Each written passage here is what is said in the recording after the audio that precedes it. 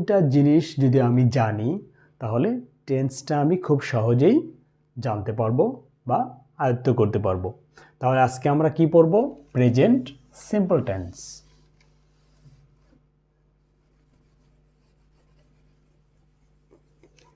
present simple tense